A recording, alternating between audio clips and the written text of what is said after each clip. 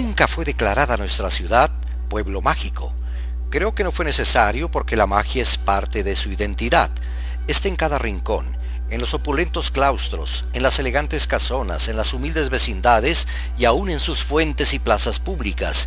En cualquier parte sentimos su presencia al rozarnos los airecillos que al soplar producen cosquilleo en la piel.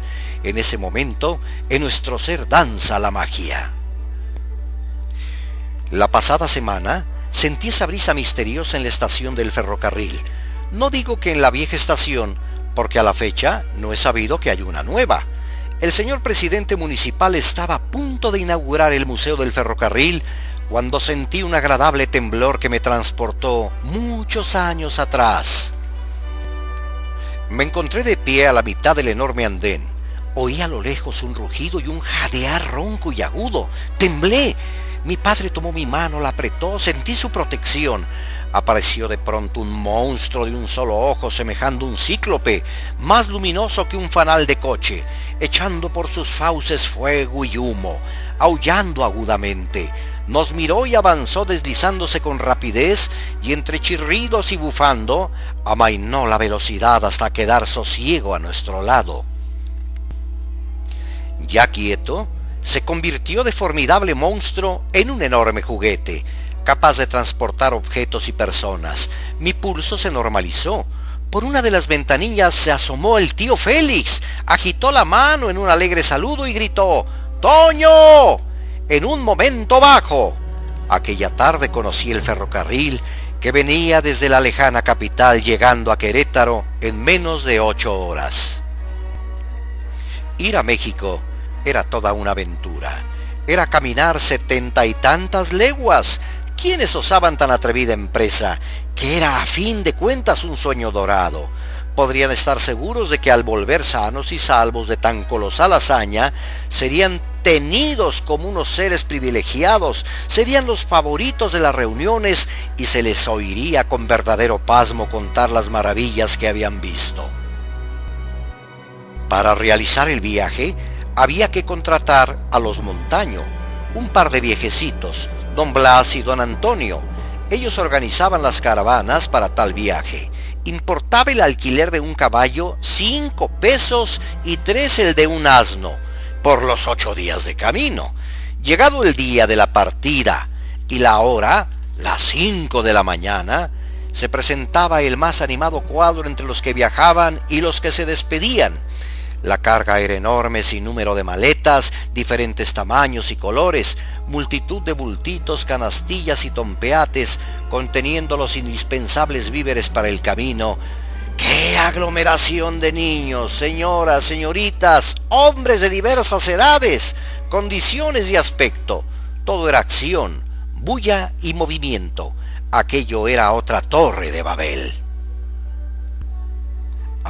Pero a partir de la llegada del ferrocarril central, viajar a la capital era placentero. Se hacía ya no en 8 días, sino en 9 horas.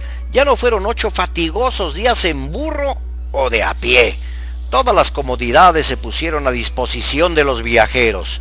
Mullidos sillones, coche comedor, un surtido bar, elegantes baños, y si todavía eso no era suficiente, había paradas continuas en las estaciones ferroviarias, en los pueblos silenciosos y tranquilos, que al escuchar el silbido del tren se despertaban en escandalosa algarabía para ofrecer a los viajeros los platillos, curiosidades y juguetes regionales.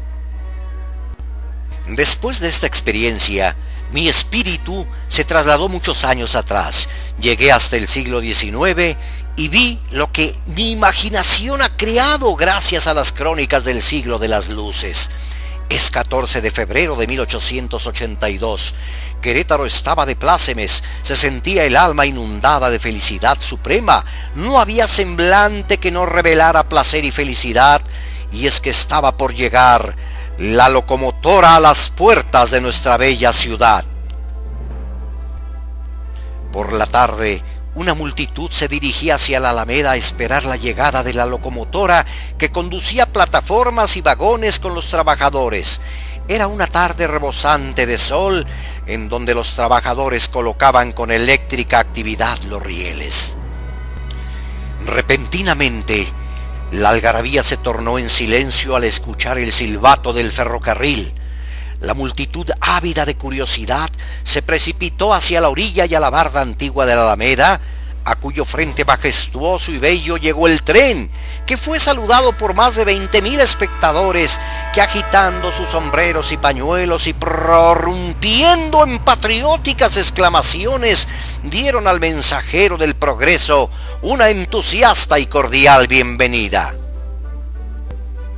Las campanas de los templos tocaban a vuelo, la música bélica hacía oír el siempre hermoso himno nacional, cohetes 1000 se arrojaban al aire, todo fue contento, todo fue placer, elegantes carruajes particulares y de sitio, hermosos corceles con arrogantes jinetes recorrían las calles que van del centro de la ciudad a la Alameda, en las que se veían damas elegantes y multitud de familias rebosantes de placer. El recuerdo del 14 de febrero de 1882 ha sido un día inolvidable para Querétaro, que prepara ya una entusiasta y formal recepción al tren primero de pasajeros. Ahora es 16 de febrero. Veo nuestra Alameda pletórica de concurrentes. Están cargados de curiosidad. Esperan inquietos la llegada del ferrocarril central, que inauguraba sus viajes desde la capital. Había salido de México a las 7 de la mañana, llegó a San Juan del Río a la 1:15 de la tarde. Faltaban ya pocos minutos para su arribo. Se escuchó el pitar del tren por el rumbo de la Cañada. Luego resonó más cerca, ya cruzaba el acueducto. Cuando la locomotora asomó por el rumbo de Callejas, la muchedumbre tembló de emoción. Llegó a la estación central envuelta en nubes de vapor, despidiendo por su nariz fumarolas de humo negro, y entre resoplidos y lanzando silbidos armó tal escándalo que ensordeció a todos los que transitaban por las calles de la Alameda, o esperaban en los andenes y avenidas aledañas. Eran las 4 en punto de la tarde. En ese momento, dice la crónica, sonó la música de la orquesta del señor Aguilar, que no cesó hasta que las tinieblas invadieron el lugar. Al escucharse el silbido del tren en toda la ciudad, de las torres de los templos brotó un repique general dando la bienvenida.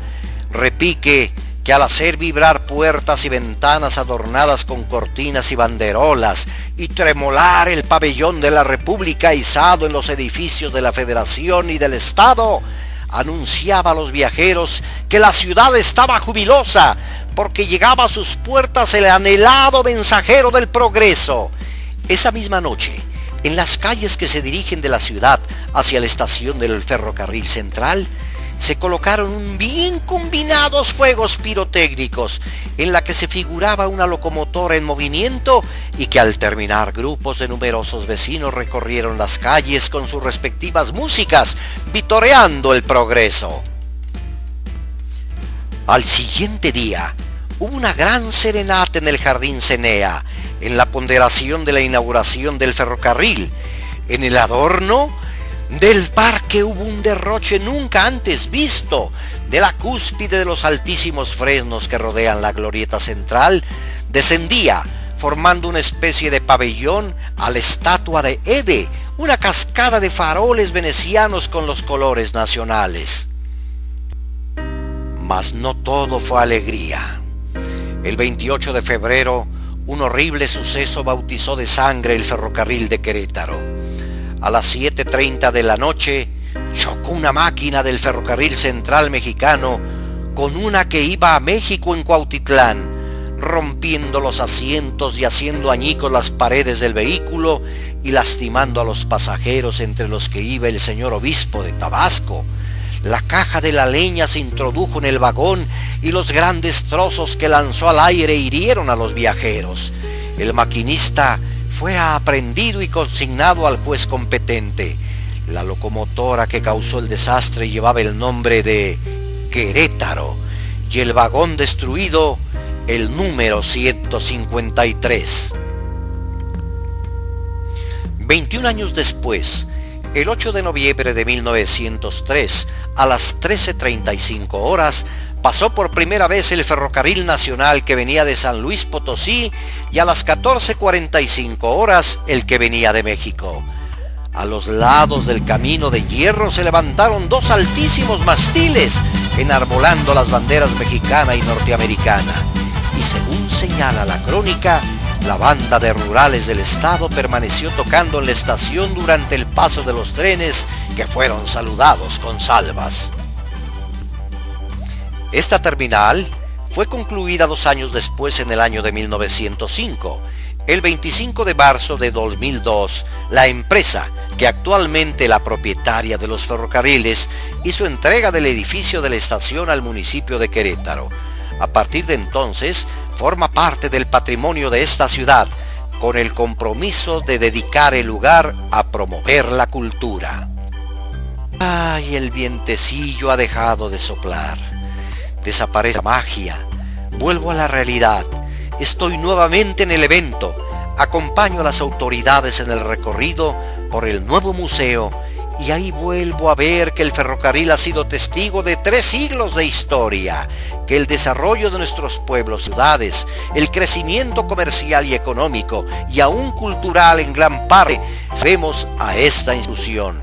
Desgraciadamente no se dio la importancia que merecía y quedó obsoleta. Se avejentó y quedó agotada, y ya no pudo avanzar la locomotora jalando vagones de pasajeros, por lo cual se convirtió en trenes de carga y tristemente en transporte de indocumentados.